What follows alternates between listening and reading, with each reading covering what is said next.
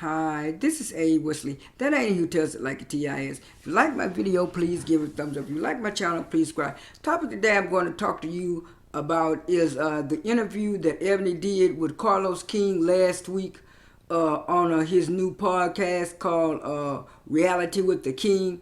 I finally got a chance to listen to it. I think earlier this morning and later on yesterday. I just kind of wanted to get a little glimpse of what she was talking about. And some of the stuff that they said in the interview was some of the stuff that I kind of already assumed or knew about why she was originally brought on there as being the first black woman to be on the Real Housewives of New York.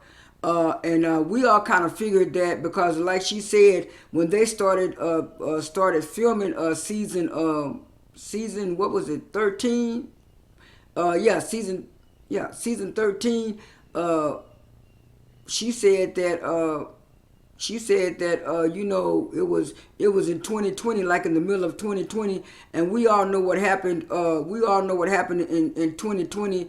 We all know what happened in 2020, along with the stuff that was going on with the pandemic and also the social justice issues and stuff like that. Because George Floyd had just been killed or murdered, and I think it was like May of 2020. So there was a lot of stuff going on, and I agree with Carlos King that she didn't get a full blown good season of being involved with the girls. Now I already knew that they had brought her on there to kind of be the first black woman and to be the first black woman on there and stuff like that. But she kind of alluded to the fact that they also brought her on there to talk about politics and social justice issues and stuff like that. And like she said, that was the deal, and none of them were really friends on the show anyway. And so he asked her about, she said no, there was no really friendship. She was just brought on there to do that certain job and stuff like that. And then Carlos King said, "What seems like to me, they wanted to box you in. That's what they wanted to do."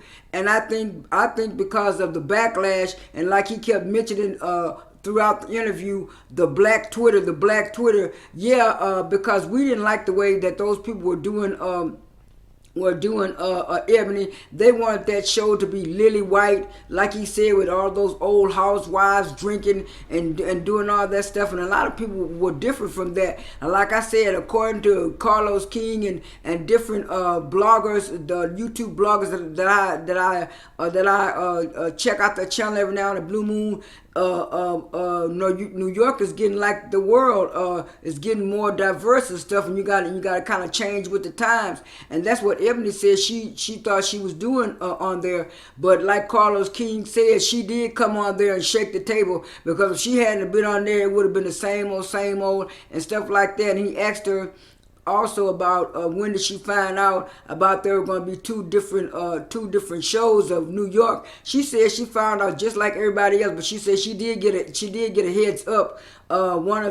Somebody from production did call her, and she said, she said, I can't tell you that, but I'm just gonna say I did get a heads up. And next thing I know, Andy was announcing it, on his radio show and on Watch What Happens Live and stuff like that. And so Carlos King did tell Eboni he had a whole different outlook on her because of what she brought to the show. And stuff like that. He said he was just like the rest of Black Twitter, and some other people were saying that when she came on the View, she was better for the View because she's a broadcaster, and she's in the political arena, and she knew all that stuff. And she was telling him that she didn't want to be egregious and not say that wasn't a factor. She said she thinks she could do both, be on a platform like the View and stuff like that, and also do Real Housewives. And then what you call Carlos King told her that that when he first saw her, he was just like a lot of people said. Ebony wasn't meant for reality TV, maybe for a show more like The View. And she was saying no. The way she was brought on Real Housewives of New York, she was brought on there, like she said, to talk about social justice issues and try to educate other women. And like I said, in my tweet when I first heard this last week, some blogger, I'm not gonna say what it was, he was gonna say yes, but no, like she said, she was not a part of the problem of the ratings going down. She said all housewives shows were going down, and she was right, because it started with Atlanta in season 13 too. And she was saying if you compare season 12 ratings with season 13 of New York.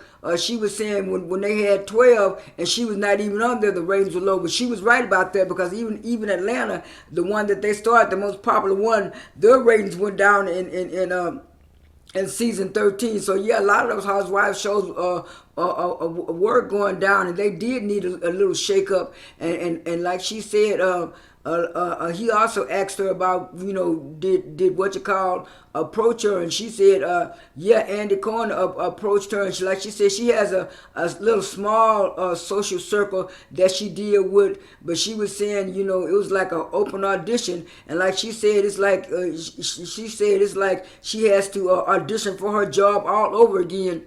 Which Carlos King said it was kind of bad, because she already had a standing. But like Carlos King said, if you're gonna start a new franchise, you need a familiar face, and that's another reason why they kept Ebony. She was a familiar face, and then they didn't think she was gonna get on beyond the edge. They thought that Ebony was gonna sit around and wait for them to decide what they were gonna do, and Ebony just kind of looked at, well, okay, well, ain't nobody doing that. Let me pivot and find something else. And so I think they didn't want to lose Ebony as a good commodity.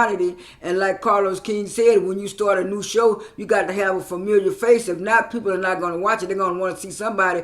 And so she said, when she said also Bevy Smith had called her and mentioned about certain people that she knew in New York, and Andy Cohen had a hand in that, because he's real good friends with Bevy Smith. And like she said, when Bevy Smith calls, you come. But all in all, that was a good video. I liked the video, and like I said, most of the points that Ebony said, she was right when she said those women were not friends, and those women did not really want her to come back.